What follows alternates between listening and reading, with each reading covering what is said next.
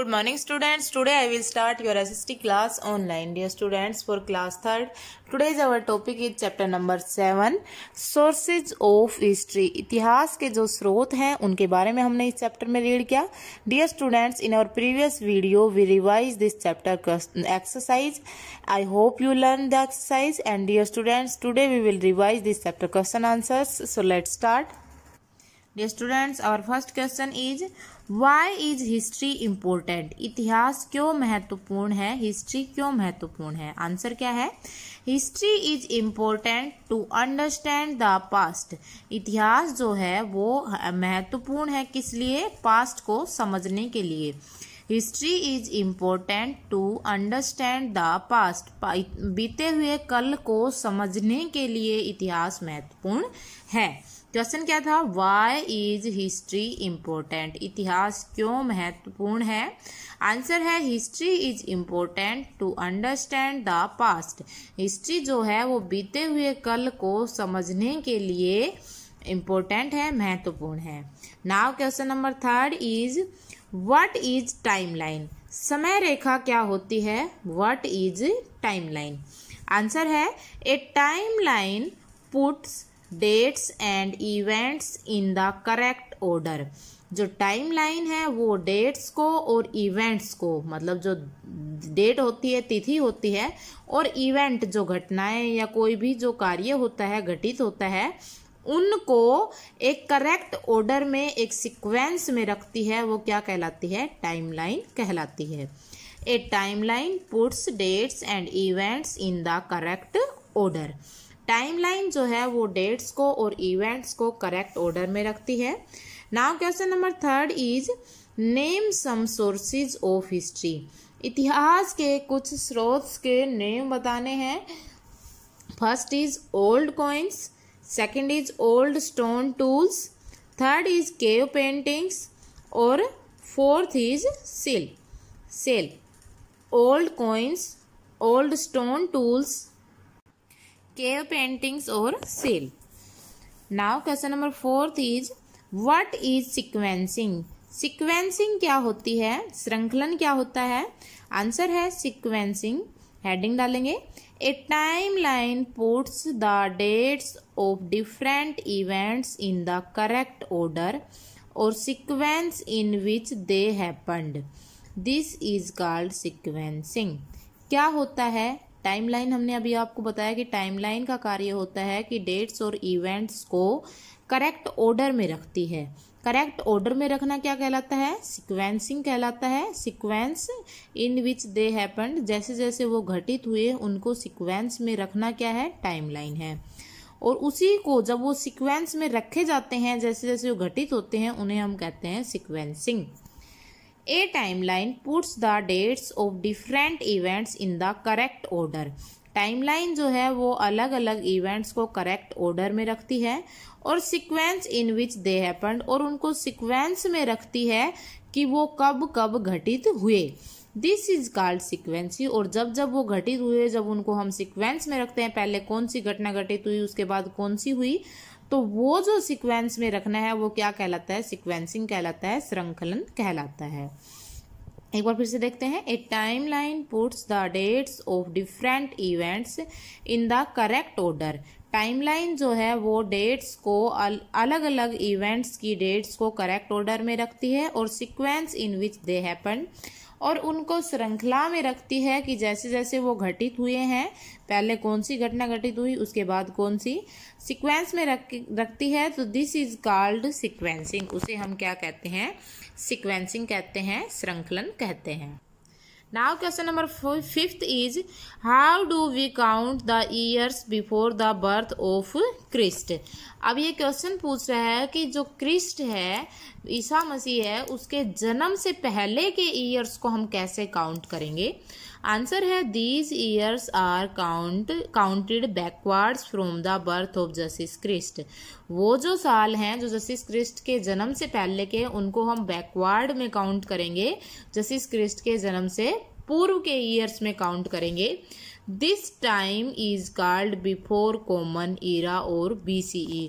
उस समय को, जसीस क्रिस्ट के जन्म से पहले के जो साल हैं उनको हम बैकवर्ड में काउंट करेंगे, और उस समय को हम क्या कहेंगे, बिफोर कॉमन ईरा कहेंगे, BCE कहेंगे।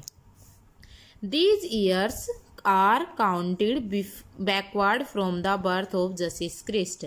ये जो ईयर्स हैं वो काउंट होंगे बैकवर्ड में, पीछे के सालों में, जब जसीस क्रिस्ट का जन्म नहीं हुआ था, जसीस क्रिस्ट के जन्म से पहले के सालों में काउंट होंगे। This time is called before common era और BCE। उस समय को हम बिफोर कॉमन ईरा और BCE कहते हैं। So dear students, I hope you understand in these questions and this chapter. You learn completely this chapter for your SA1 exam. So dear students, learn it. Thank you. Good morning students. Now we start our maths online classes for class 3rd. My dear student, in previous class we revised our exercise 2.1. Today we will revise our exercise 2.2.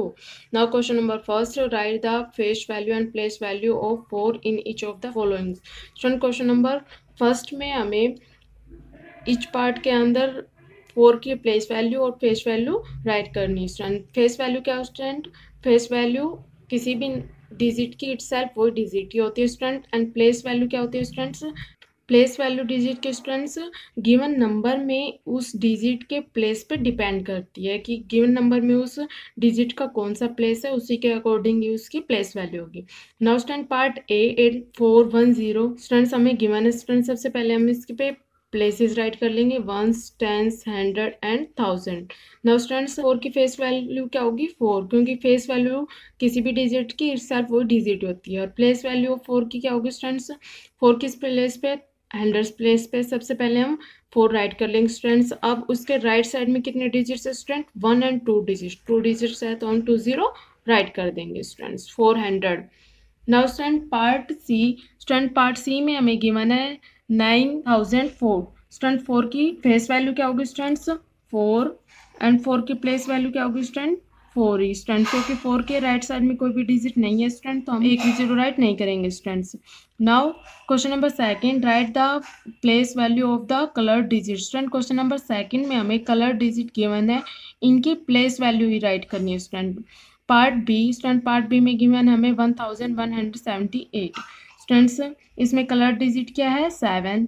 सबसे पहले हम 7 right करेंगे students, और 7 के right side में कितने digits है student 1 digit, तो हम 10 राइट कर देंगे। So student place value of 7 in 1178 is 70। Now student part E में हमें गिवन है 5249 में स्टूडेंट्स। इसमें कलर डिजिट क्या है 5 की प्लेस वैल्यू हमें बतानी स्टूडेंट। सबसे पहले हम 5 राइट कर देंगे स्टूडेंट्स। 5 के राइट साइड में कितने डिजिट्स है 1 2 3 डिजिट्स स्टूडेंट, हम 30 राइट कर देंगे। So students place value of 5 in 5249 is 5000। Now student part C, student part C में हमें 5 की प्लेस वैल्यू बतानी है स्टूडेंट। सो सबसे पहले हम 5 राइट कर देंगे स्टूडेंट। 5 के राइट साइड में कितने डिजिट्स है 2 डिजिट्स, हम 20 राइट कर देंगे। So students place value of 5 in 8541 is 500. I think students you understand. Now we do question number 3rd. Question number 3rd, write the numbers in expanded form. Student question number 3rd में हम given numbers को expanded form में write करना है student. सबसे पहले हम places write करेंगे, ones, tens, 100 and 1000। Now students expanded form में हम नंबर्स को लेफ्ट साइड से राइट करना स्टार्ट करेंगे। Part B, student part B में हमें गिवन 5634। स्टूडेंट इसको एक्सपेंडेड फॉर्म में कैसे राइट करेंगे, सबसे पहले हम 5 राइट करेंगे स्टूडेंट। अब हम चेक करेंगे 5 के राइट साइड में कितने डिजिट्स है 1 2 3, तो स्टूडेंट्स हम 30 राइट कर देंगे। नाउ स्टूडेंट 6 राइट करेंगे नेक्स्ट डिजिट। 6 के राइट साइड में कितने डिजिट्स है 2 राइट कर देंगे student 0। Now student next digit right करेंगे 3 के राइट साइड में कितने डिजिट्स है स्टूडेंट 1, तो 10 राइट कर देंगे। Now student next digit right करेंगे 4। स्टूडेंट 4 के राइट साइड में कोई भी डिजिट नहीं है, तो हम 0 राइट नहीं करेंगे students. Now student part C, student part C में हमें गिवन है 2796। स्टूडेंट 2 राइट करेंगे। 2 के राइट साइड में 3 डिजिट्स है, 30 राइट करेंगे। फिर उसके बाद 7 राइट करेंगे स्टूडेंट्स। 7 के राइट साइड में कितने डिजिट्स है 2 20 राइट कर देंगे स्टूडेंट्स। अब 9 राइट करेंगे स्टूडेंट, 9 के राइट साइड में 1 डिजिट है, 1 0 राइट कर देंगे। नाउ 6 के राइट साइड में कोई डिजिट नहीं है तो 0 राइट नहीं करेंगे।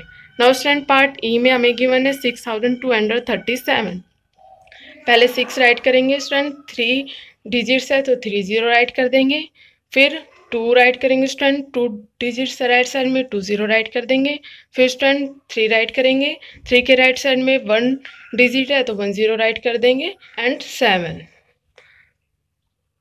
I think students you understand, so you can easily revise remaining parts of question number 3rd. Now we do question number 4th.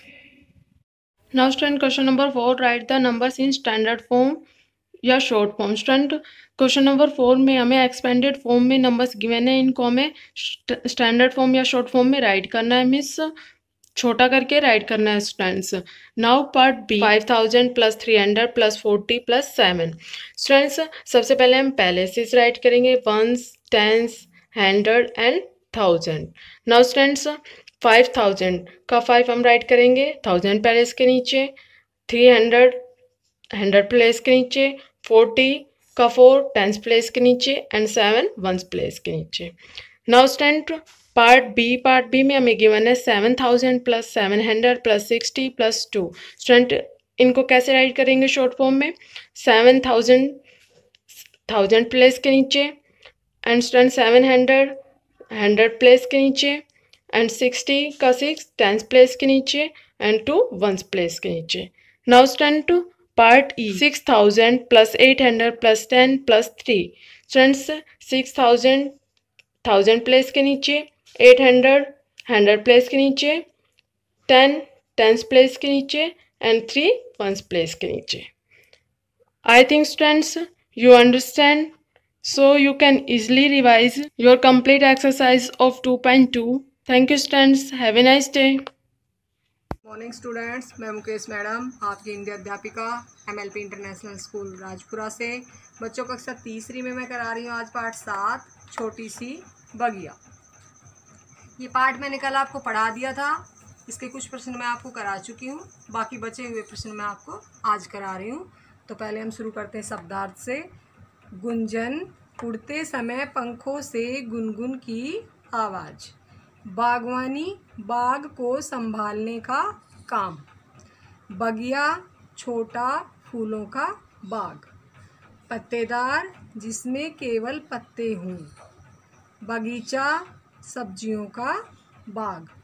तड़ाग, कमल का छोटा तालाब। एक बार फिर से देखो शब्दार्थ। गुंजन, उड़ते समय पंखों से गुनगुन की आवाज़। बागवानी, बाग को संभालने का काम। बगिया, छोटा फूलों का बाग। पत्तेदार, जिसमें केवल पत्ते हों। बगीचा, सब्जियों का बाग। तड़ाग, कमल का छोटा तालाब। महसूस होना, अनुभव होना या लगना। हमारा पहला प्रश्न है, पौधों से फूल या पत्ते क्यों नहीं तोड़ने चाहिए।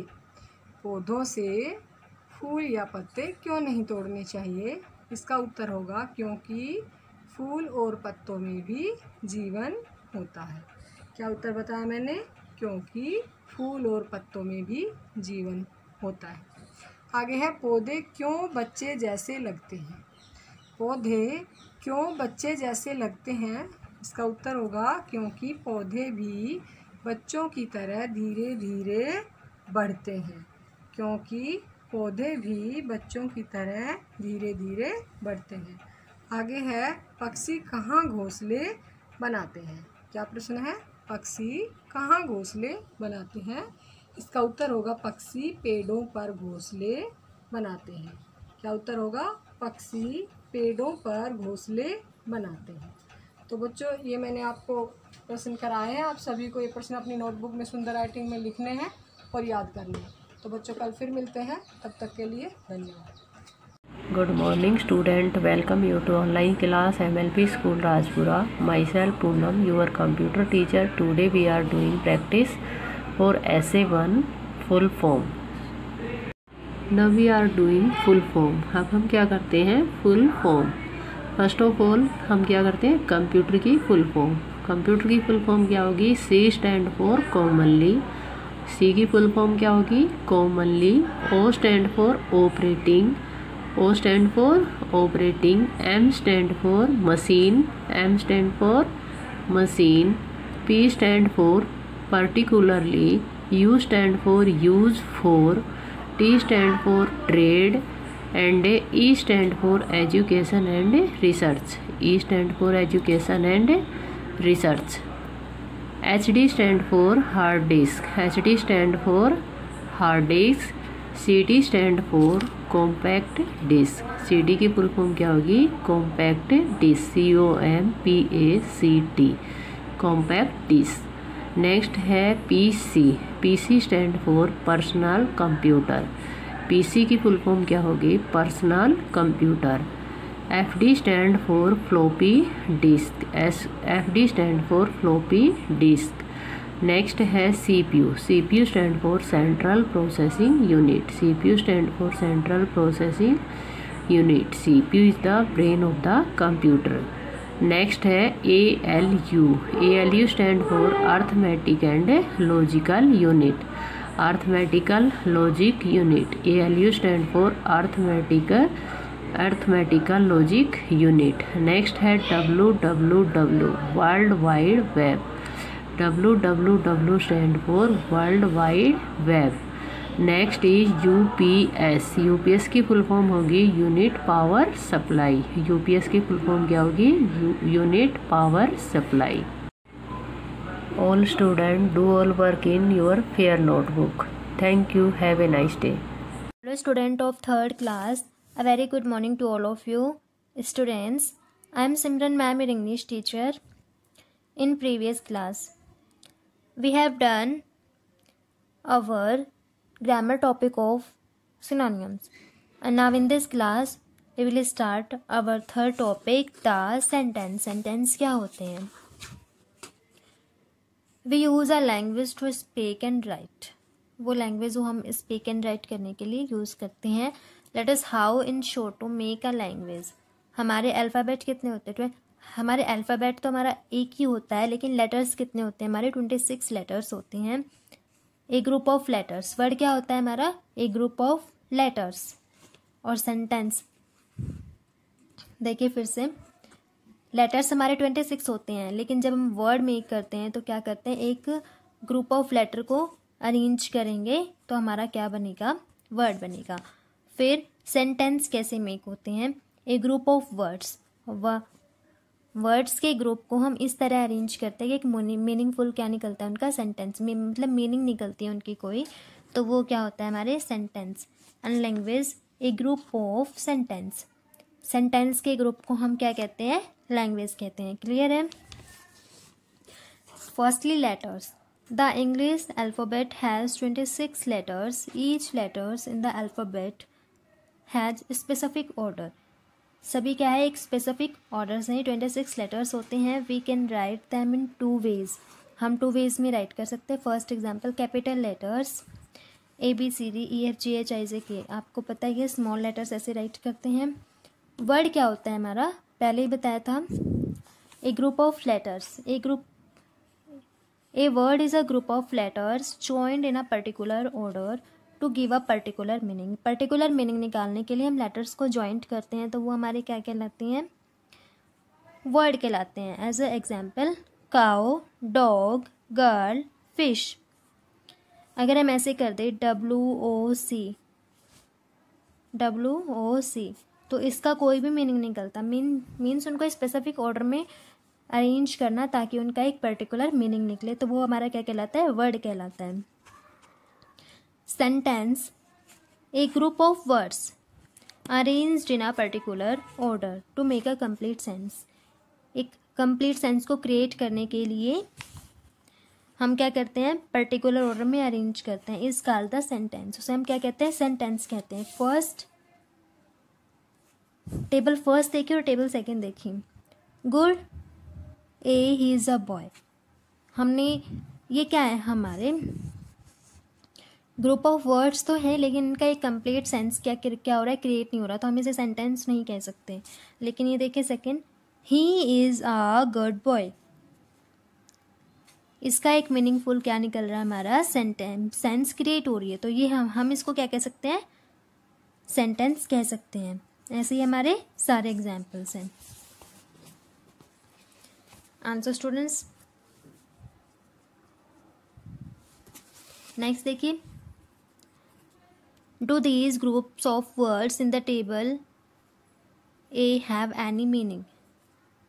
आपको पता चला टेबल ए में किसी भी वर्ड, किसी भी सेंटेंस की मीनिंग नहीं निकलेगी, तो हम उसको क्या कहते हैं, ग्रुप ऑफ वर्ड्स तो बोल सकते हैं, लेकिन हम उसको सेंटेंस नहीं कह सकते, क्योंकि सेंटेंस क्या होता है, एक मीनिंगफुल सेंस को क्रिएट करता है, बट उसमें कोई सेंस क्रिएट नहीं हो रही थी। And not place the orders in a proper order to make a sense. ठीक है, वर्ड्स को उस तरह से अरेंज करना कि उनका एक पर्टिकुलर सेंस क्रिएट हो। The first letter of the first word in the sentence is always written with the capital letters. Capital letter से होता है स्टार्ट, सबको पता है। And the sentence either ends with a full stop और a question mark और exclamation mark. और sentence का एंड कैसे होता है, पंक्चुएशन मार्क से होता है, फुल स्टॉप से होता है, क्वेश्चन मार्क से होता है और एक्सक्लेमेशन मार्क से होता है। वो हमारे सेंटेंस पर डिपेंड करता है। And so students, let's we start. It's exercise A. Arrange these groups of words in correct order to make a sentence. हमें group of words को arrange करना है। First है the cricket Sunny plays. Sunny plays the cricket. Last में full stop. Second, fly the air in birds. Birds fly in the air. Last में full stop. Third, big city Mumbai is a big city. Last में full stop. Fourth, in Delhi Suman lives. Suman lives in Delhi. Last में full stop. Fifth, a dog has a Manu. Manu has a dog. Your Spotty is a dog. Spotty is your dog. Seventh, good boy are you. You are a good boy. Last में full stop. Eighth, he was a good player. Ninth, gardener the waters plants the gardener waters the plants. Last में full stop. 10th, girl, you are intelligent and you are an intelligent girl. Last में full stop. And next, it's exercise B. Match the parts of A and B to make meaningful sentence. Also write them in the space given below. First है the boy is doing. किसे match हो रहा है, his homework. First हमारा his homework में match हो रहा है। सेकंड है माई ब्रदर इज, सेकंड किस में मैच हो रहा है, playing with his ball. Third the cook cross, third किस में मैच हो रहा है, in the morning. Fourth pigeons are sitting on the wall. Fifth the stars twinkle in the sky. Sixth, the bucket is full of water. Seventh, the earth moves round the sun. Eighth, foxes have bushy tails. Ninth, the doctor is treating the patient. 10th, she will dance on the stage. And so students, this exercise complete sentence आपको कहाँ right करनी है, इस space में right करनी है. And I hope you will understand this third topic revision of the English grammar, and this revision learn in our book and notebook. Thank you and have a nice day.